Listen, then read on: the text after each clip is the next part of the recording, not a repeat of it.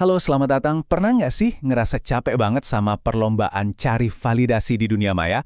Nah, hari ini kita bakal ngebahas nih, kenapa kita sering banget kejebak di situ, dan gimana caranya kita bisa nemuin jalan keluar menuju hidup yang lebih sederhana dan penuh empati. Coba deh jujur sama diri sendiri.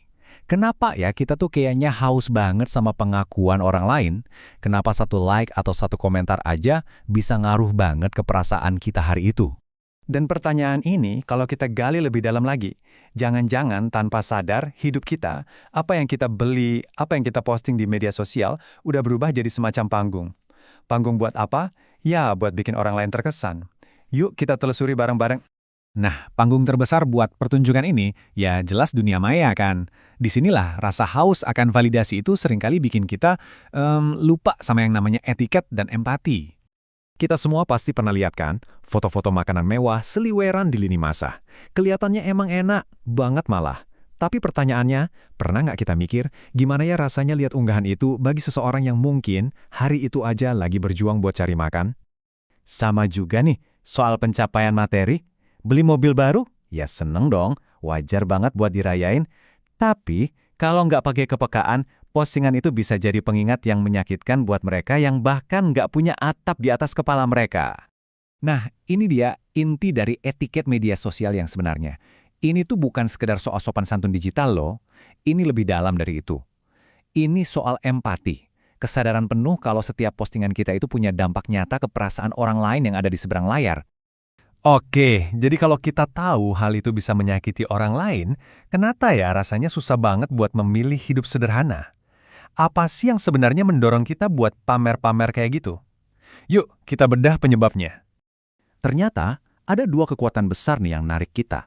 Dari luar, ada tekanan sosial dan budaya yang seolah-olah bilang, kamu dinilai dari apa yang kamu punya. Terus, dari dalam diri kita sendiri, ada kebutuhan alami buat merasa dihargai. Nah, kombinasi dua hal inilah yang bikin kesederhanaan tuh rasanya berat banget. Dan kutipan ini, wah, ini benar-benar merangkum dilema utamanya dengan sempurna ya. Jadi, isunya tuh bukan tentang kita harus berhenti mengejar mimpi. Sama sekali bukan. Tapi tentang gimana caranya kita meraih mimpi itu sambil tetap peduli dan punya empati sama kondisi orang lain. Terus, ada nggak sih jalan lain? Nah, buat menjawabnya, mari kita mundur sejenak dan melihat sebuah contoh yang sangat kuat dari sejarah. Kisah seorang pemimpin yang hidupnya itu kebalikan total dari budaya pamer modern.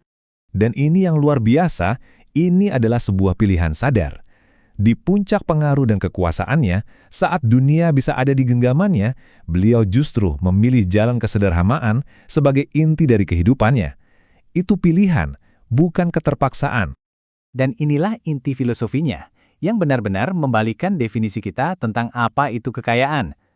Bukan lagi soal apa yang kita kumpulkan di luar, tapi tentang kedamaian dan rasa cukup yang kita tanam di dalam diri.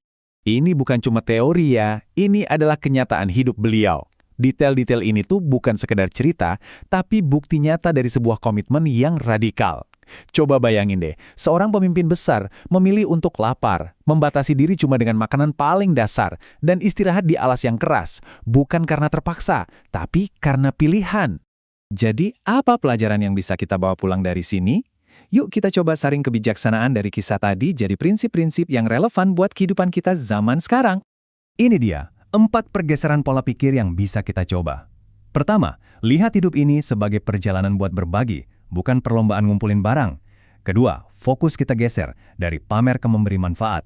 Ketiga, cari kebahagiaan dari dalam diri, dari ketenangan batin, bukan dari barang-barang mewah. Dan yang terpenting, yang keempat, kita harus paham kalau kesederhanaan itu adalah sebuah kekuatan, bukan kelemahan. Nah, ini dia intinya.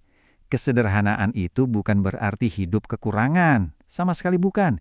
Ini adalah sebuah pilihan yang berani untuk memprioritaskan kemanusiaan, empati kita, kepedulian kita di atas perlombaan materi yang gak akan pernah ada garis finishnya.